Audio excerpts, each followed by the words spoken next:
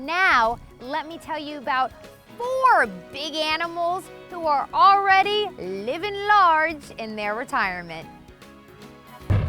Okay, the first thing I want to say about the 4 horses you're about to meet are that all 4 of them are owned by Scott Warren, and they live here at his beautiful farm in Harrington, Delaware. Now, this first one is Island Ugotit. She is a mare, and she raced in claimers and raced really well. She's a tough mare. Well, she retired in February of 2005. And she went on to be a mommy. She had 2 babies, and then Scott decided not to breed her anymore. Was gonna find her a home, because she really is a nice girl. But then she found a BFF, a best friend, Albert's Drifter. And once she met Albert's Drifter, well, the 2 of them were just inseparable. So obviously Albert's Drifter's around, and you probably wanna meet her now. So let's meet her.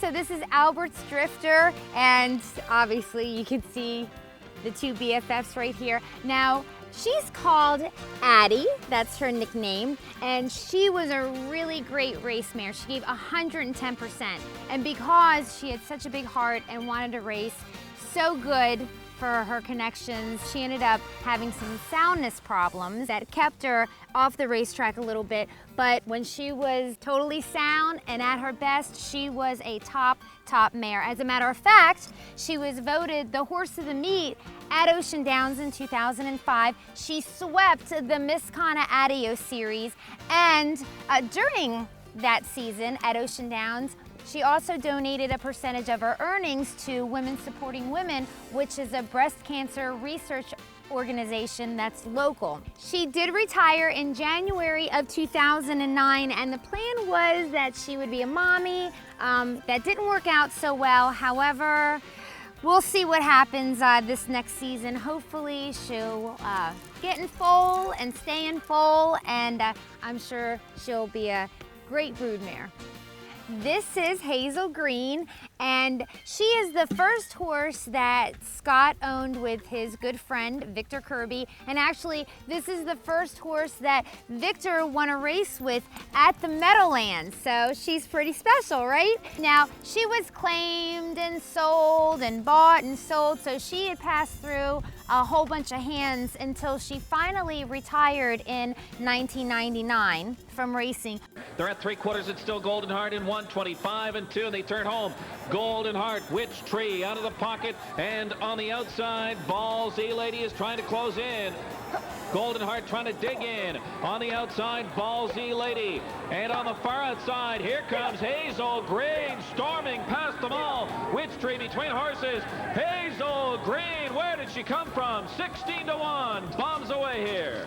But then, in 2005, you know, whoever her owners were when she did retire tried to make her a broodmare and everything, but in 2005 she ended up in a sale in Ohio.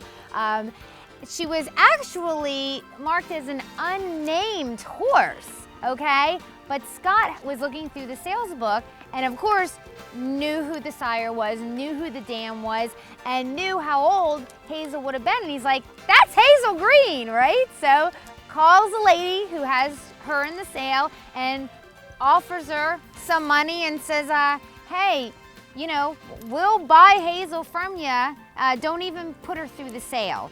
So actually the lady was really nice about it and kept Hazel for a while until Scott got the farm all done and everything.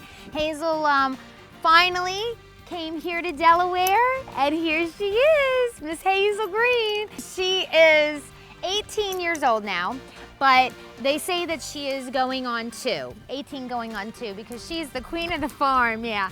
And she's something else, she is. She's living in the lap of luxury now, isn't she? Okay, last but definitely not least, it's Kellie Cameleon.